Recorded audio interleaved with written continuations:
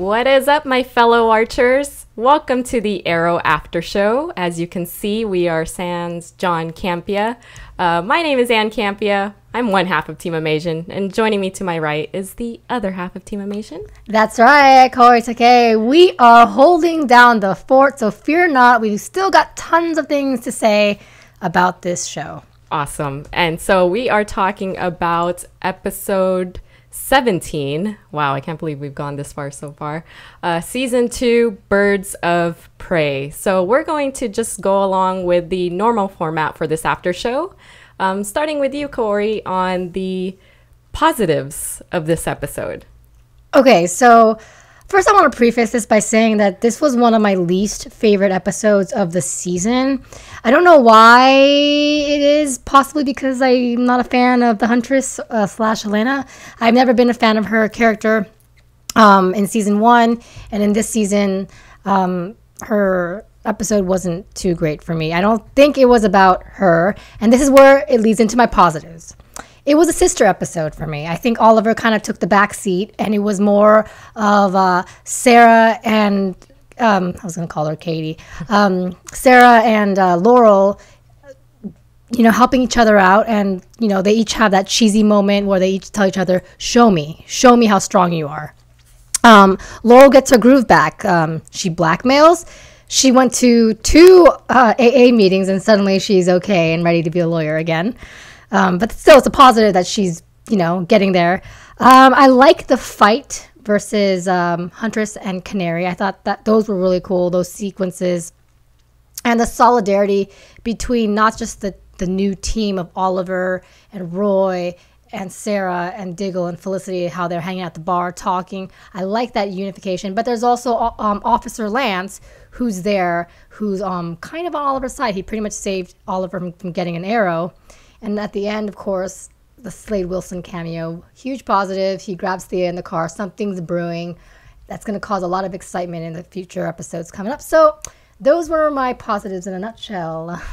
For it not being your favorite episode, you had some positives. Yeah, I did. I'm impressed. Mm-hmm. I'm impressed. Okay, so my positives for this episode were that the Huntress is back. So unlike Corey, I actually enjoyed Jessica DeGao in season 1 when she portrayed Huntress. I think she was only in a few episodes in season 1.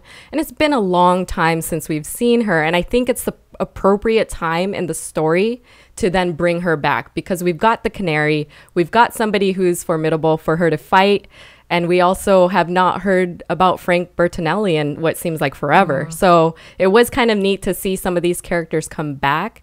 Like I said, am a fan of her as an actress. I like the way she portrays Huntress. I think she plays that psycho ex-girlfriend perfectly. And then when she took that dramatic leap at the end and she was in prison and Oliver came to talk to her, and her kind of coming to the realization that this darkness has just overcome her so much that she doesn't even know how to get over it at this point. She thought the death of her father would do that, and it didn't. So I like the dramatic, the 2 sides of the spectrum that she portrayed with the Huntress. It'll be interesting to see what they'll do with that character, because she's obviously not dead. So there is the potential for her to come back, and there's probably a reason why the creators decided to name this episode Birds of Prey. I think they're definitely hinting at the fact that maybe we'll see some more, maybe we'll see the actual Birds of Prey group come together. For those that are familiar with the comics, Huntress, Canary, all of them have been involved in it. And some will also say potentially Felicity could be a part of the Birds of Prey at some point as Oracle. So we'll get into that a little bit later. But going back to my positives, we saw growth in Canary and Arrow as they struggled to make the right decisions with their families. I think them helping each other, learn from each other. I love that Sarah can constantly put Oliver in her place. I think she's one of the only people that can do that and have him second guess his decisions. We find out the origin of Oliver's tattoo and his scars. Finally, I was thinking about that all season, and the fact that they finally unveiled it. And for me, the reason why he has that tattoo made complete sense. I'm not questioning why it's there. Maybe it could have been a cheesy reason like him and Shadow. I don't know.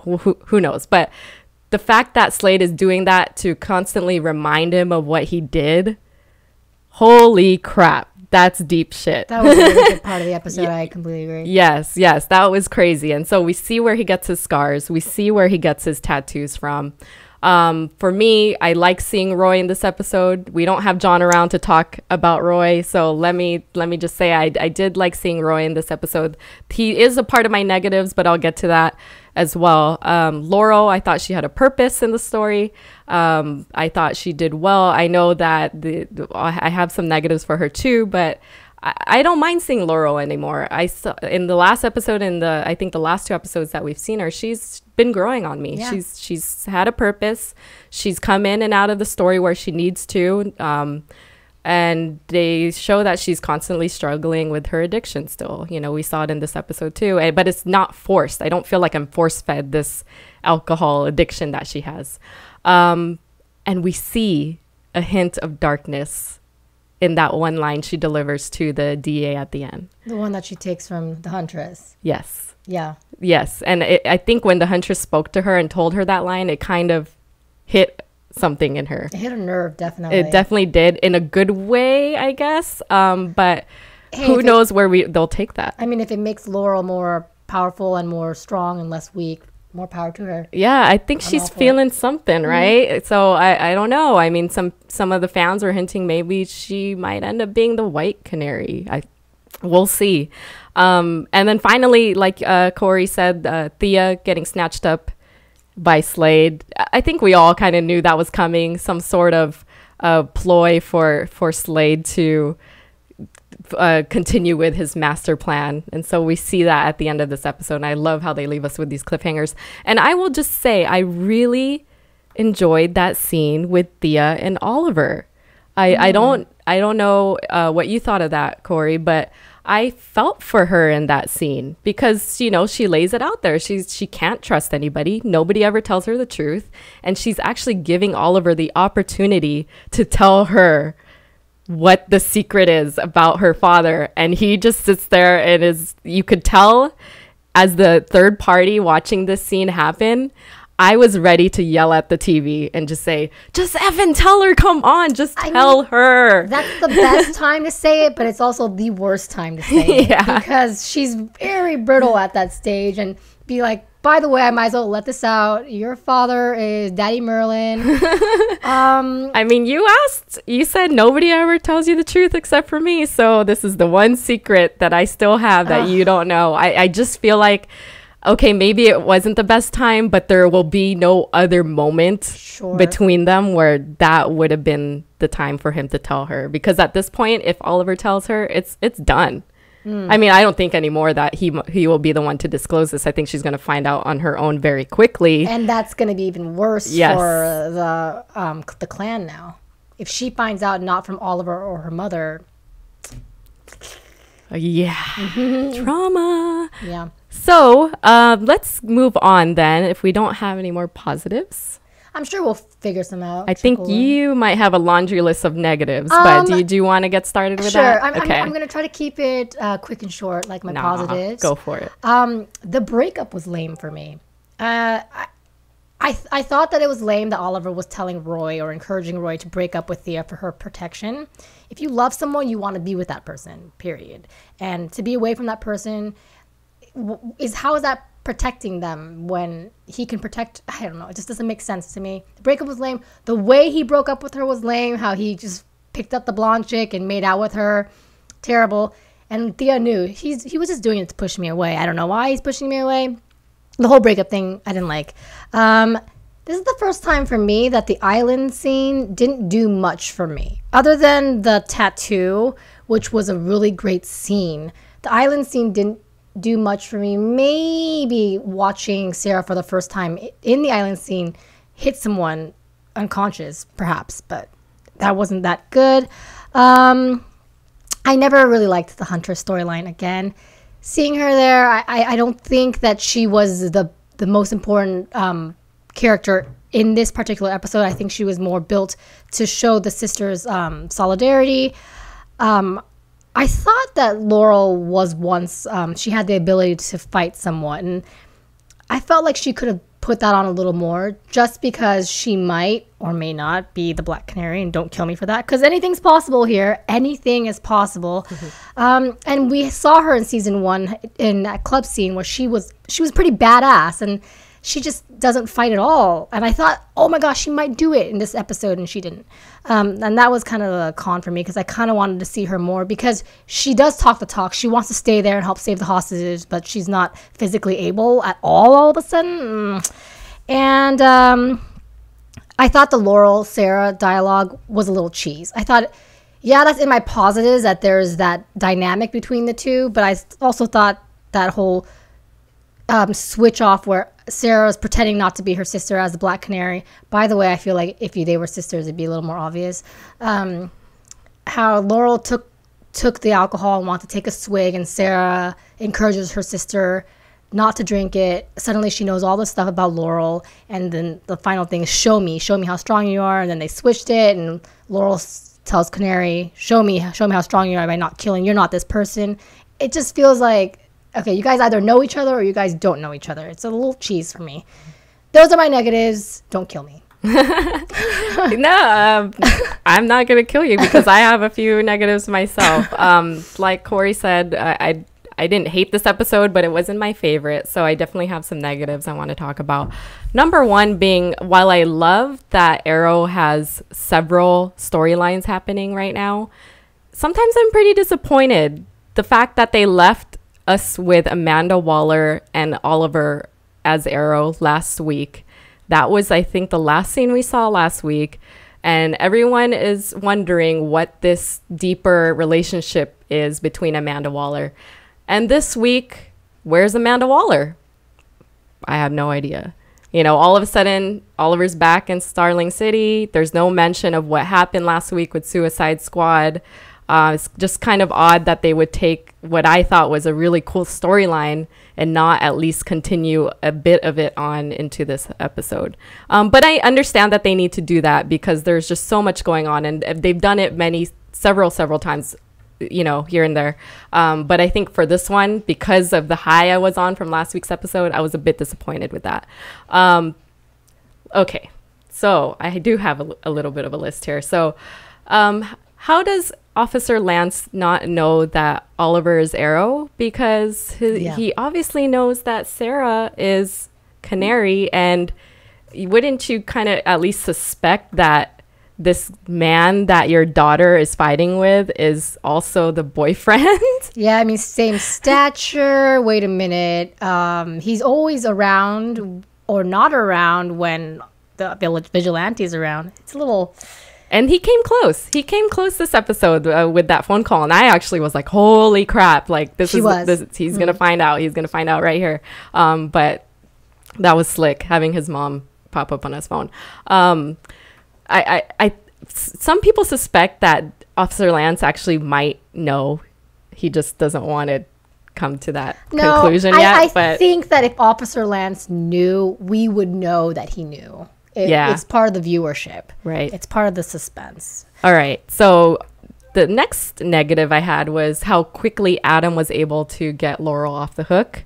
Mm-hmm. I know that they talked about, at the end, that he wasn't qualified to do that anyways, but I still thought it was kind of stupid. It was also kind of negative on how easy it was for Laurel to get it back when she was only in 2 meetings, and now she's suddenly a lawyer again through blackmail. Just too quick. Yeah, I would put it on Adam, though. I think maybe Laura was she just wanted to get back in the swing of things or something. But yes, I think of that whole scenario that they created was too quick. And then speaking of too quick, I thought there were a lot of things that felt forced as well.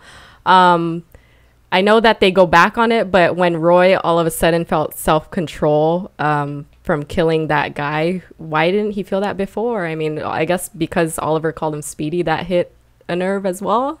But I just didn't buy it. I felt like it was too forced. I agree. Going back, actually, we'll go back to the positive. I forgot about that, calling Roy Speedy. I actually liked it when I found out the purpose, the reason why Oliver used it. At first, I was quickly writing that down as a negative because there was no background, no context to why he would call Roy Speedy, but then he went back and said, "Oh, it's because I was trying to trigger your mind to think of Thea." I mean, what'd you think of it? I agree. I think it was a positive that he called him Speedy. Isn't Speedy one of his sidekicks in the comics? But the one thing that bothered me was, okay, Thea is something that will trigger your safety, but I want you to break up with her. I just don't get it. It just doesn't make sense to me. Maybe it'll make more sense to me later. Moving on. Perhaps. But Oliver lives by that, right? He lives by, you can't love the ones you want to love when you're in this dual role of whatever. Yes, that's a very good point. So I think for Oliver, he feels like it's the right decision. In his mind, he's doing the right thing to protect the ones he loves by not being with them. And I understand what you're saying. To force it on Roy, that kind of does suck. You know, he should give him the choice or the opportunity to figure that out on his own. Which kind of brings me to another negative I had, which I thought the roid rage was kind of forced. Yes. Did you not? Yes. Like the fact that all of a sudden he got mad at that guy at the club and then, okay, Thea, we got to break up. So I'm with you on that, the breakup. I wasn't feeling it either. Yeah, and the roid rage at the very end where Diggle and Felicity walk away and like he just, oh yeah, there's that bracelet. Let me crush it real quick in case to show everyone how upset I am. And you guys know I'm a huge Roy Harper fan, but it was a little too exaggerated in this. It just wasn't too believable. Yeah. Let's just put it that way. I agree. Okay, so I think that will do it for our negatives. It wasn't too bad. No, not too bad. I'm surprised you had positives and I had negatives, so it balanced out, I think. I had some topics that I wanted to bring up just because Corey wasn't able to join us last week. And John and I spent a little bit of time talking about the Harley Quinn subject. It's just hilarious how quickly this topic caught on fire. If you were on Twitter last week during Arrow Wednesdays, you would have seen Arrow Harley Quinn, everything was trending. And people were losing their minds off of this one tiny clip. And it's not this one. It's not the clip that we saw in the 3-minute trailer that showed a girl with the back of her head in pigtails. It was just the voice. It was actually the voice of the actual Harley Quinn character. And she said something like, "I'm a trained therapist," and that set people off. So I wanted to get your take on Harley Quinn. Well, I love Harley Quinn. She's an awesome villain. But when I think Harley Quinn, I think Joker. I think Batman. I don't think they're going to go that far. I think it was really a huge Easter egg in there. I would be surprised to see her in Starling City. It would be great. I don't know how they would make it happen. And it was very exciting to see that illusion on the episode last week. But I think that's all it's going to be. I don't think there's going to be anything more than that. I will be surprised if there is and how they're going to play out. And it would be awesome. But I think like that's what the writers and the producers like to do. They like to throw in little Easter eggs that get us excited. Oh my gosh, there's this person coming or this character perhaps happening. But I think that's all it's going to be, at least for a while. I'm glad you brought that up because part of the reason why I wanted to bring Harley Quinn up again this week is because a lot of people in our chat were saying, it's Harley Quinn. She's coming back. She's going to be a regular. Blah, blah, blah. So, people pointed me to this article that was actually on Collider this past week. Our good friend, John's good friend, Frosty, runs Collider. And they got to interview Mark Guggenheim. And they asked him about the Harley Quinn rumors. So if you actually have some time, I would recommend reading this article. There are maybe some tiny spoilers about where they might go. Mm-hmm. So if you like to stay away from that stuff, then maybe don't. But it is a good read. And Mark Guggenheim addresses the Harley Quinn Easter egg. And he says it was meant to be an Easter egg. Boom. Yes. So, as much as cool as it would be to see Harley Quinn, I think the intent was there to just have it as an Easter egg. I don't even know that they would have ever said Harley Quinn because they did enough with showing the girl with the pigtails and saying I'm a trained therapist and having, I can't remember the voice actress's name, do the voice for that character on the show. They did so much for you just to know that it's Harley Quinn, right? Yeah. And so the same thing John said was that he didn't think they would ever say it was Harley Quinn. But they did enough, they peppered in enough that you can make that judgment for yourself. And Mark Guggenheim actually goes on to say that he was totally thrown off. He had no idea that people would lose their minds about this. Well, Mark Guggenheim. Do you know the Batman fans? Do you know the fans that you have out there? Yeah, it's crazy. Yeah. And it just goes on to say Andrew Kreisberg actually knew what was going to happen. They actually weren't aware that this shot was going to end up in that 3-minute trailer either. So all of that to say, it was an awesome Easter egg. We applaud you guys. Even Stephen Amell tweeted about it, making a joke. So great. Kudos to everybody that was involved in that. Yeah. If we end up seeing Harley Quinn, awesome. If we don't, I think I will clap my hands for you guys for that one. So let's move on. I did want to talk a little bit before we get onto the questions. I always have questions, Corey, like at the end of these episodes, and things that I just want to throw out into the universe, and you guys probably tell me what you think, or you tell me. Okay. Because, so people suspect, so the episode is called Birds of Prey. So people suspect that maybe at some point we will get the Birds of Prey, right? Because we've got Huntress, we've got Canary, we've got a potential third member in Felicity, who people are thinking maybe at some point will turn into Oracle. What do you think? What do you guys think? What do you think, Corey? Do you think we'll ever see that group come together? I think it's very, very possible that this is going to happen. They're all alive. However, I feel that right now, yes, we have the Huntress. Yes, we have Canary. Yes, we have Felicity. But hey, guys, we've also got a crap ton of other characters that are involved in this show, and right now we need to deal with this. We have the Suicide Squad right now. We've got Ra's al Ghul. We've got everybody. Deathstroke and his army. Yeah. So I feel like Hive. If Birds of Prey were to come, and Hive, it will be a little further into another season.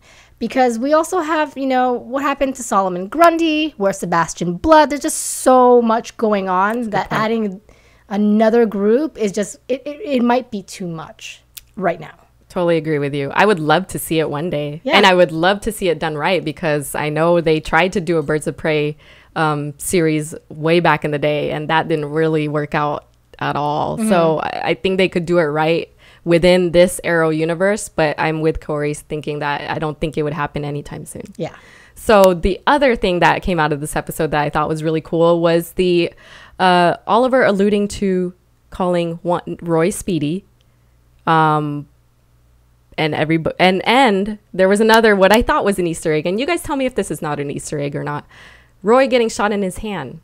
Because if Roy eventually is supposed to become Red Arrow or not Red Arrow, but if he's eventually supposed to become Arsenal, and in the comics, Arsenal is missing part of his arm, I don't know if I'm reading too much into the fact that he stopped that bullet with his hand, and that was an Easter egg to allude to the fact that maybe eventually he'll lose his arm and become Arsenal. I didn't think of that at all. I actually thought it was kind of, he has the Mirakuru in him, but it was still dumb of him to put his hand right in front of the gun, and that's all it was. Was Roy not being very smart and just overly powerful, or thinking that he is. But yeah, I mean, it's possible, but I feel that it would be a bigger blow if that were to be the Easter egg. And but the intent is there, because in this article that they're interviewing Mark, and he would eventually like for Roy to be Arsenal. And so several of you tweeted me this. So I apologize if this is spoiling anything for any of you, but several of you tweeted me this exact thing, that Roy will become Arsenal one day. So the fact that I'm bringing it up now, I'm going to blame it on you guys. So what do you guys think, though? Do you think he'll become eventually become Arsenal? Do you think he'll eventually become Red Arrow? We got Mark Guggenheim telling us that he would like to see Roy become Arsenal. We got the Oliver calling him Speedy in this episode. Well, I've always been all for Roy elevating his character, and I'm all for him becoming Arsenal. And I think it's very, very possible. And I've always thought that this is where it's going. I don't think Roy is just going to be a pretty boy, have the name Roy Harper, and just be Roy Harper. He is going to be something more. We're finally starting to see all of this happen. He's trying to control his anger. He broke up with Thea thinking, oh, yeah, this is going to help me, but it's stupid. So, yeah, I think that's where it's going. Thea is taken by Slade. So everybody that predicted that some sort of conflict is brewing or would brew between Roy and Slade, and everyone that was saying they would like to see some sort of fight between the two people that have Mirakuru in them, might actually get what they want, because Thea is now the pawn in this game. Which, imagining Roy Harper go up against Slade Wilson right now, it's like a no-brainer. I'm a little worried for you, Roy. A little worried. Oh, don't worry. Your boy will survive, I'm sure. He just has to hood up, right? Okay, yeah. So let's get to the questions. Okay. Some of you awesome archers tweeted us some questions, so we're going to get to them. So let's get to them. First one is by Christian Johnson. Do you guys think Roy will kill anyone on Team Arrow because it's becoming more and more difficult for him to control his rage? Ooh. No, I don't think so, because I believe it would have happened in this episode when he was very, very close in proximity to them in the cave and at the club.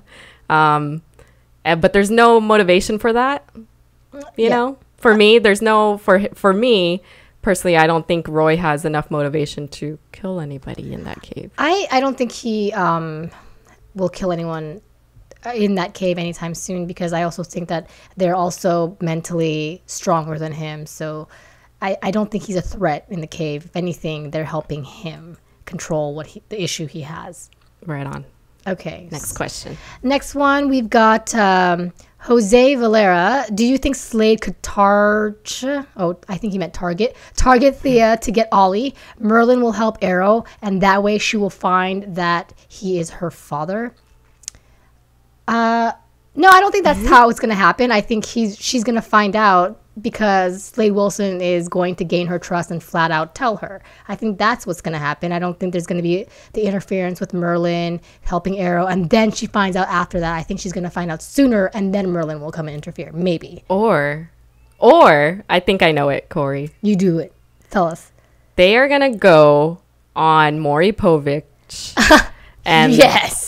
They are going to do that test, and he's going to pull the results out of the envelope and say, you are the father, Malcolm Merlin. Oh, my gosh. You win. But no, I think Thea, I actually think she'll find out in the next episode. I do too. I think that because we only have less than how many? We don't have 5 or 6 episodes. Yeah, we don't have that many episodes left. I think that the way it's accelerating, a lot of things are going to happen, including Thea probably will find out next episode. That's my prediction as well.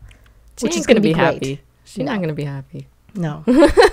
All right, next question. All right, next question is Gradelin says, where is Sebastian?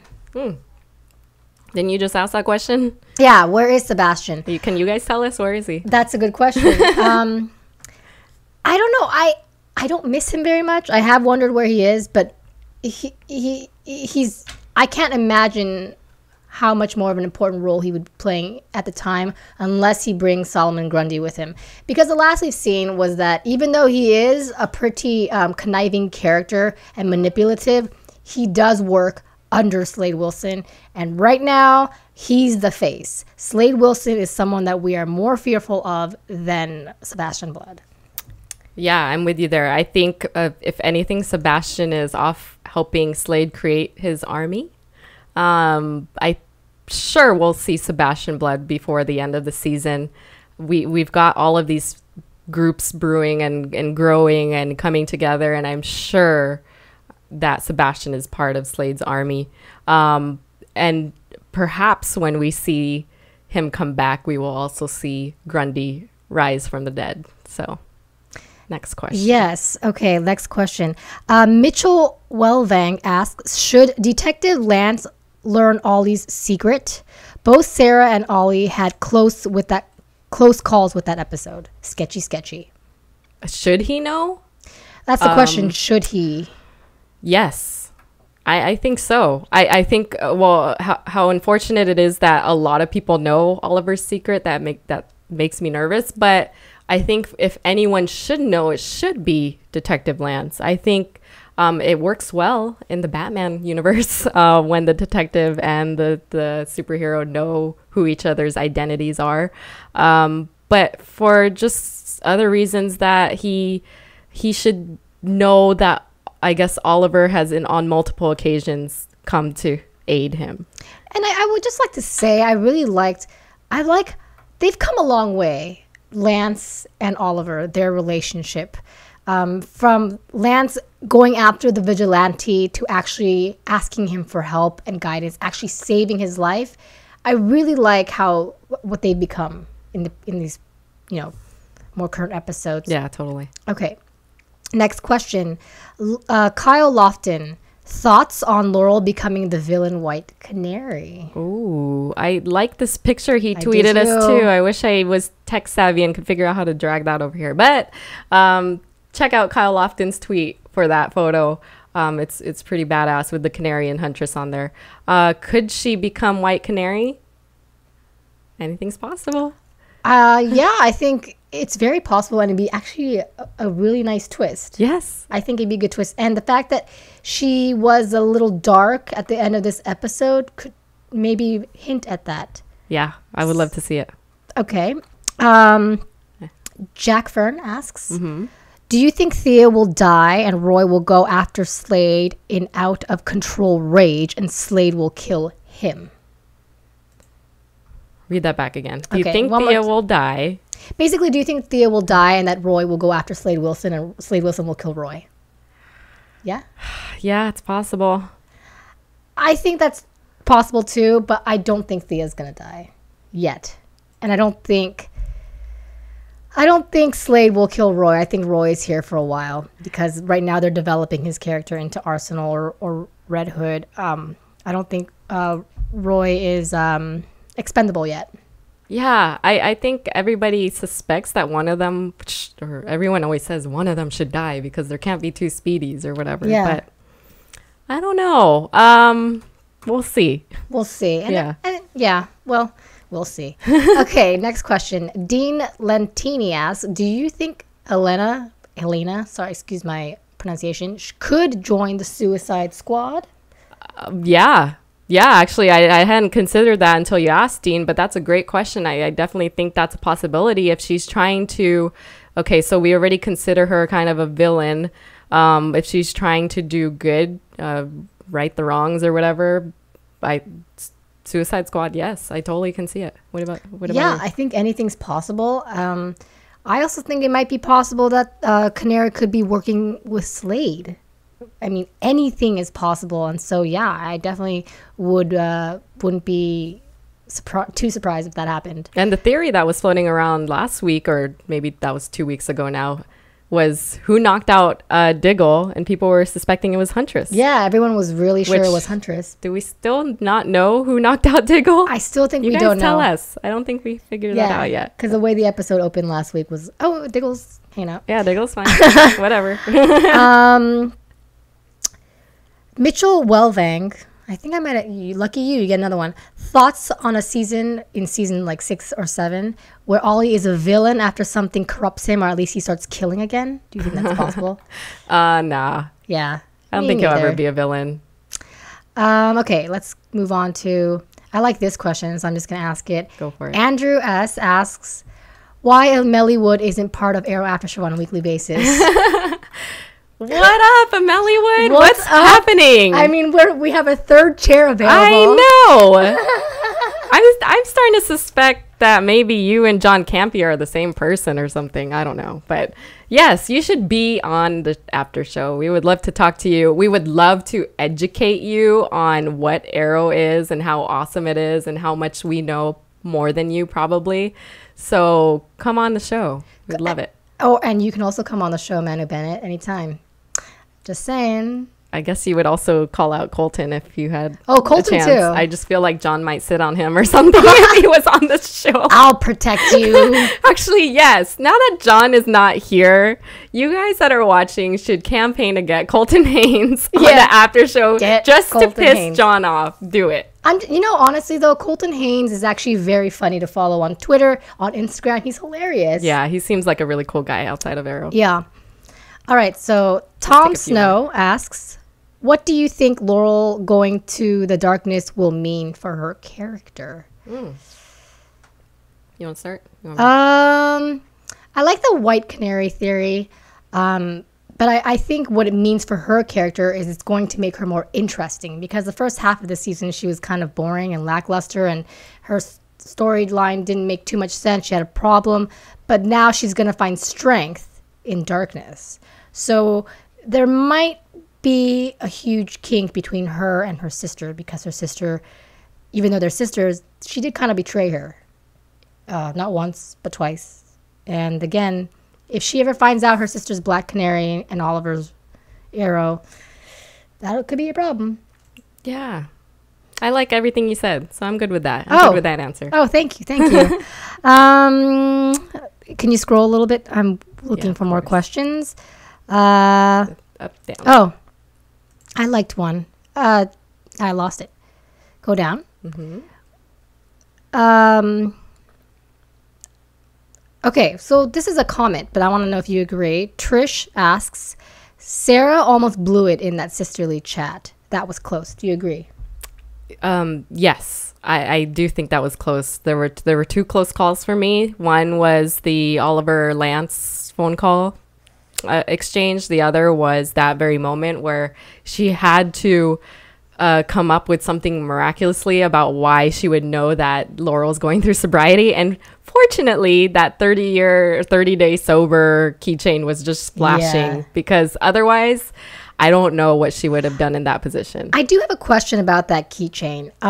Do you get that after 30 days, or do you get that before, until you reach 30 days? Because Laurel did say at the beginning of the episode that was her second meeting. So that kind of confused me. Yeah. If you add up the numbers, and I think we were saying that to each other while we were watching it, was if you add up the number of, okay, so she said she went twice, but then she was telling somebody that she went 2 days, she would go 2 days a week. Yes. So does that mean she's only gone for 1 day? I think I asked you that question. Yeah, you did. So this whole time we just went through 3 episodes and 1 day? I don't know.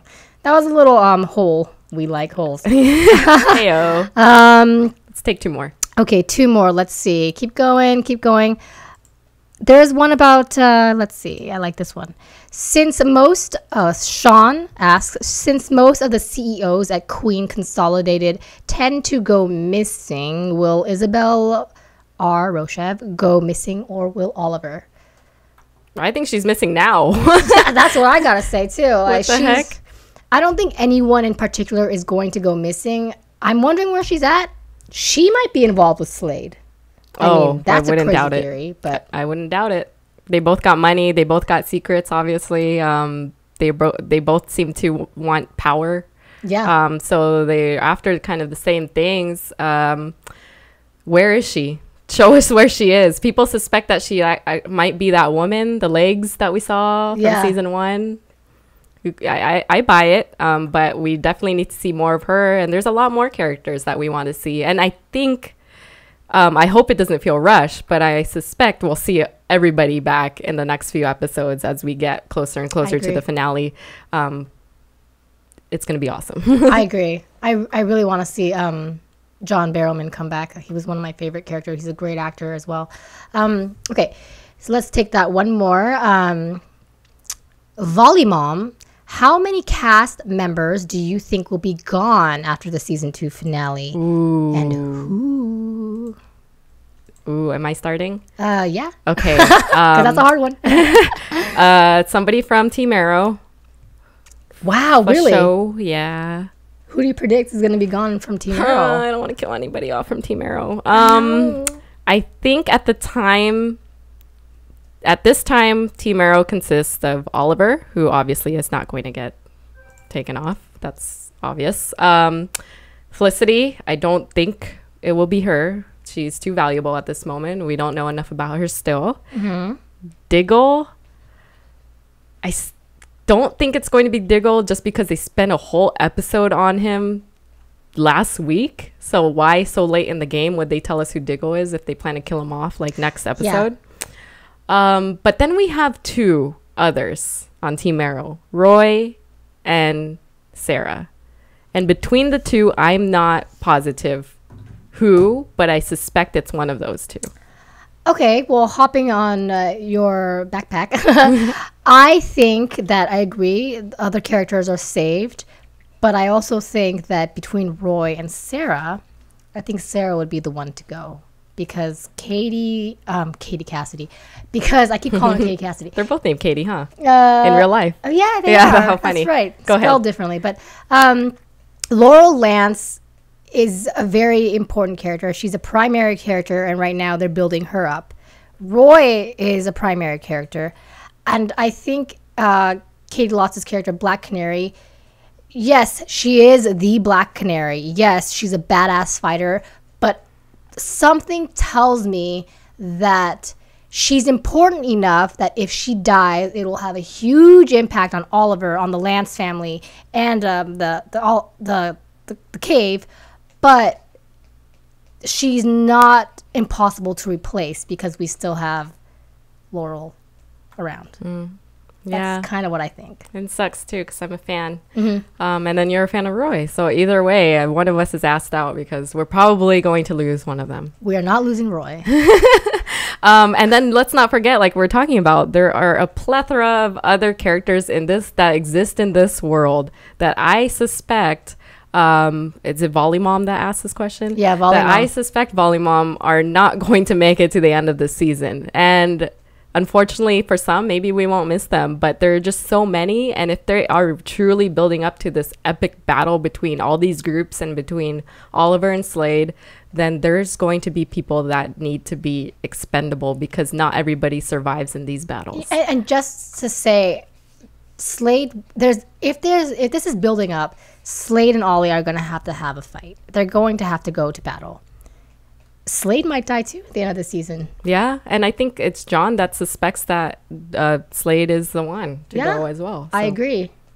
That's very, very possible. We'll see. All right, so I guess that will do it for us. We survived. We did. Sans John Campea. Thumbs up for the ladies. Woo! But we do have him here in spirit with the Sons of Ann. I'm not wearing a shirt. No, I'm just kidding. She's not wearing a shirt at all. So I hope you guys enjoyed that. You can follow John Campea. You have his Twitter, whatever. He's not with us. Who cares? Get Roy on the show, by the way. But Corey, where can they find you? You can find me. Yeah, there you go. You can find me at KAORIOUS on Twitter as well as Instagram. And you can find me at Ann Campea. The name's down there. All of our handles are there. You could probably find us all on the various channels with our Twitter handles. Also, don't forget to subscribe to the Movie Blog TV channel, this channel that you're watching this video on, for further Arrow after shows. We also have other after shows we're doing for Firefly, our retro Firefly after show. We are, and it's not that I'm not a fan of Firefly. We just haven't had the time to all get together and watch more shows. I mean, look how hard it is for us to get 3 in the same room again. I know, true that. It's been tough. They'll start up next week for sure. And check out our little Team Amazing videos. Heck yeah. Yeah, we have weekly geek news, our favorite news of the week coming at you. And follow us on Twitter at Team Amazing as well. Yeah. So until next time, everybody, thanks so much for joining us. We appreciate you guys watching every week, and we want to hear what you guys have to say about this week's episode. Leave us a comment and tweet us, and we will see you guys next week.